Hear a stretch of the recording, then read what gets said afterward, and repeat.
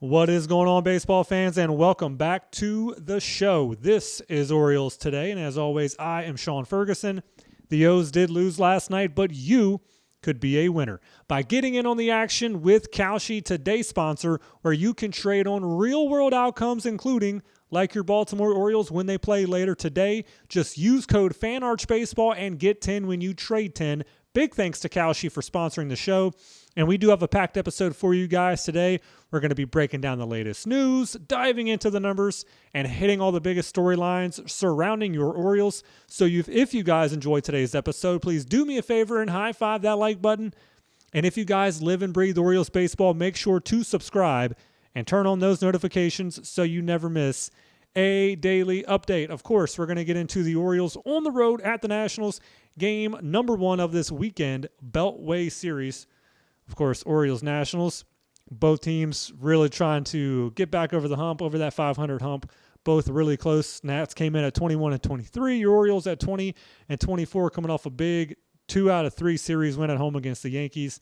So very interesting matchup between these two teams right now. But before we get into that series in game number 1 last night, there is some news to talk about. And, of course, biggest news that came out of the Orioles clubhouse yesterday was third baseman Jordan Westburg has officially been ruled out for the rest, of the 2026 season. He has not played at all this year. He was shut down in spring, and he was placed on the IL, and there would be hopes that he would be able to come back at least at the end of this month.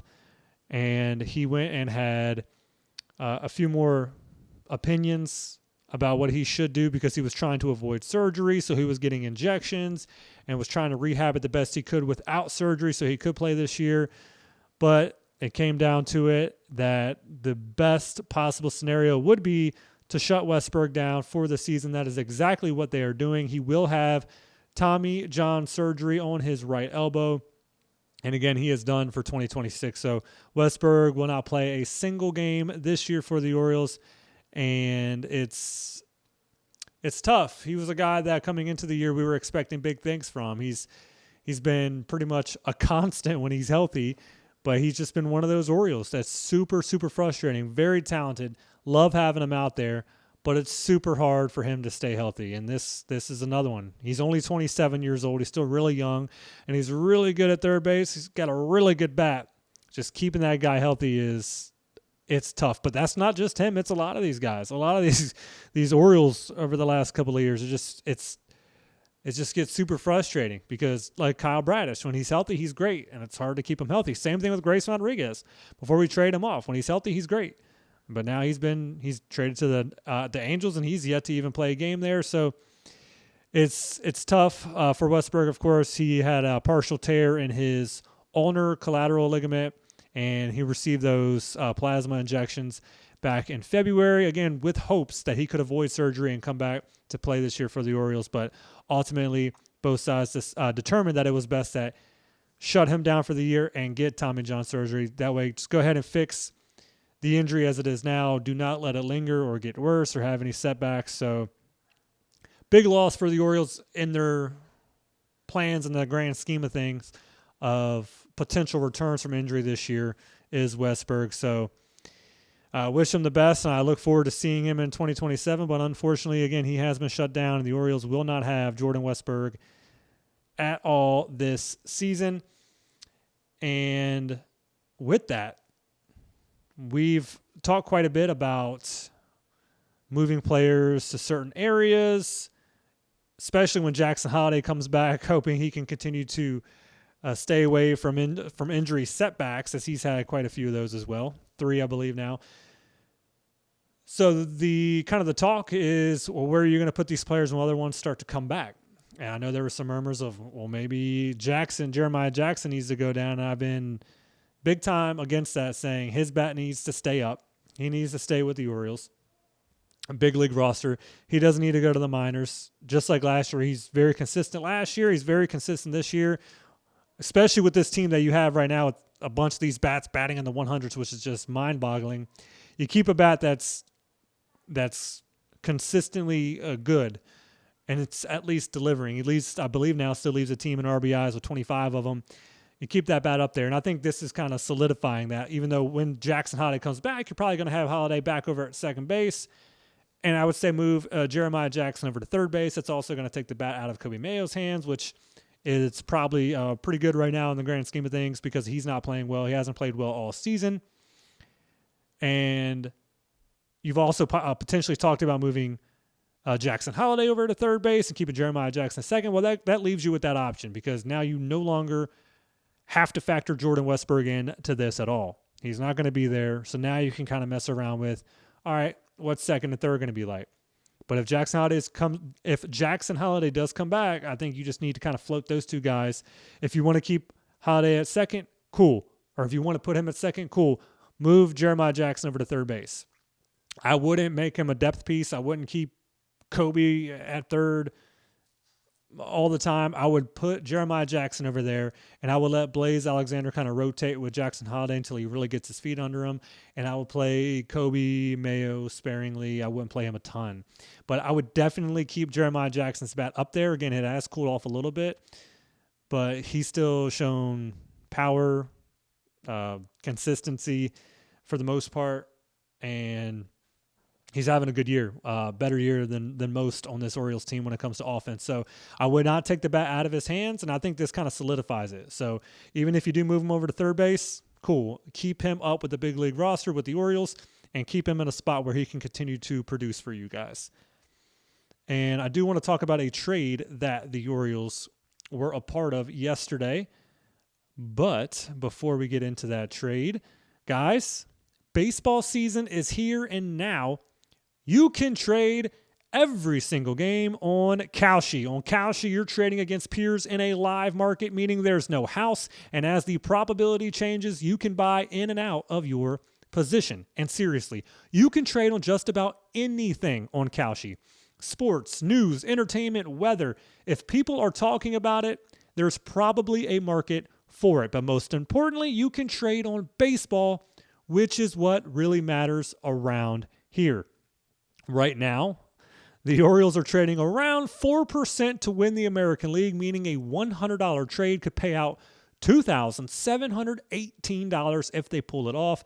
And for today's game, the Orioles are now trading at 51% to beat those Nationals, meaning a $100 trade will pay out about $193 if they win. For a limited time, download the Kalshi app and use code FANARCHBASEBALL to get 10 when you trade 10. That's KALSHI, Kalshi, trade on anything. And again, the Orioles were involved in a trade yesterday. It was right around, I was seeing this right around the time that the news broke that Jordan Westburg was going to be shut down for the year. So a lot of news all at one time. But the Orioles have announced another edition of yet another pitcher that they are going to put down in the minors. That is Eduardo Nunez. The Orioles have acquired the right-hander from the Oakland Athletics in exchange for, or the Las Vegas, whatever they're calling themselves now, acquired from the A's in exchange for cash and to make room for Nunez and to add him to the 40-man roster. The Orioles have designated for assignment Christian Roa, and not a lot right now about Nunez. He's 26 years old. He was involved in a trade last year with the A's and the Padres and that big Mason Miller deal. And so far, I mean, I would say Nunez it's kind of lackluster, posting a 4.61 ERA through, I believe he's at 13 2/3 innings through AA and AAA.